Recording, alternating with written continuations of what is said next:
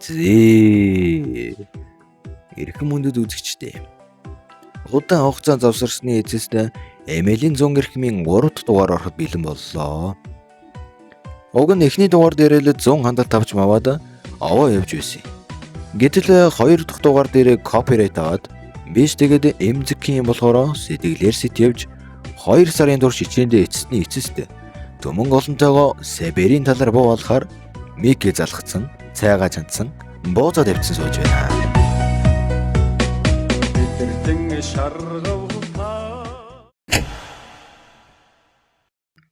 Энэ удаагийн дугаарт Сибирь хэрхэн ээлтчин болсон, монголчууд Япон руу дайрах үед Сибирь хэрхэн монгол цэргийн эсрэг эсэргүүцэл үзүүлсэн. Тэндээс монгол зэсний хараанд өртөж Япон бандилцгнаас яамны сайд болсон. Яг Монголын тал нутагт өгснөө яга яваад байгаа талаар өгүүлэх болно. Таалан болгоно.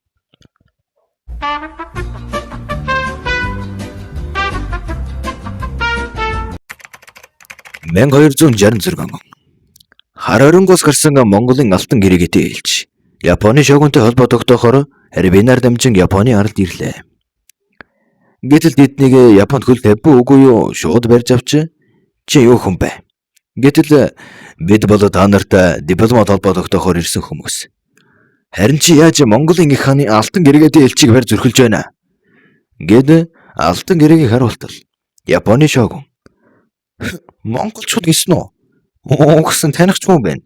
Гэд зүгээр өөгөө явуулахын оронд мулцлаа зогсохгүй бүр алж тэнэгцсэн байдгийг.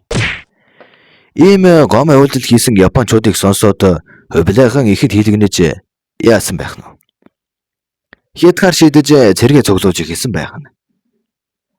1266 он гэдэг бол монголчууд Багдад, Дамаск, Сирийг эзлэн исламын алтан үеийг дуусгаж Солонгосын хойгоос лигний зүртэл өмнөд Хятадын бөгчим ширэнгээс Сибирийн чөмөг зарцам цай гурдал байлдан эзэлж их газарт монгол цэргийн эсрэг сүрх ус үгүй болоод байсан цаг.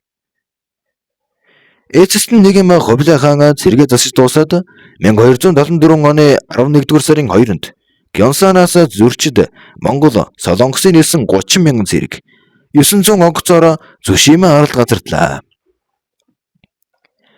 Энэ үеэр нэг бацаа модон дунд найз охинтойгоо янаглаад үнсэлцээд байж байлаа. Хоёулаа хүүхдээ ямар нэрх вэ?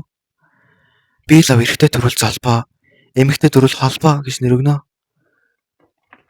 Тэр хоёр янаглаж дуусаад яг явахгээ босдол.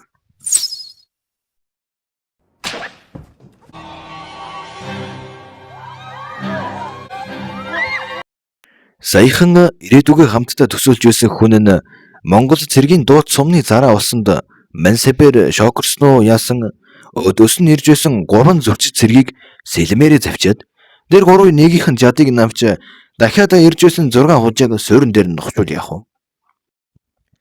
Үүнийг харсан толгой ангийн хэрчүү гэх монгол жанжин түүнийг авчруулахаар 4 монгол цэргийг илгээв.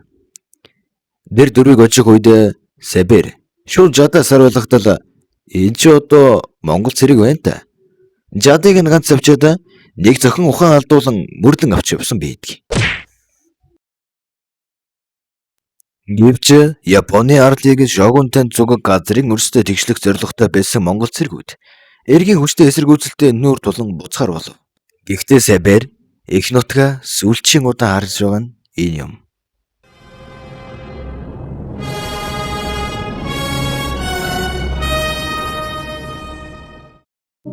Сибирийг хөлөг дээр гарч ирэх үед баахан хужаа нар игнээд цамцаад суучихсан.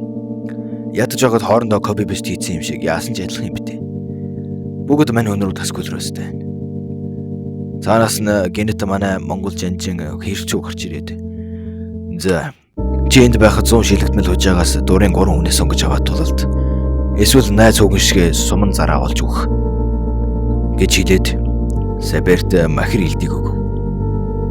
Сибирь яах вэ?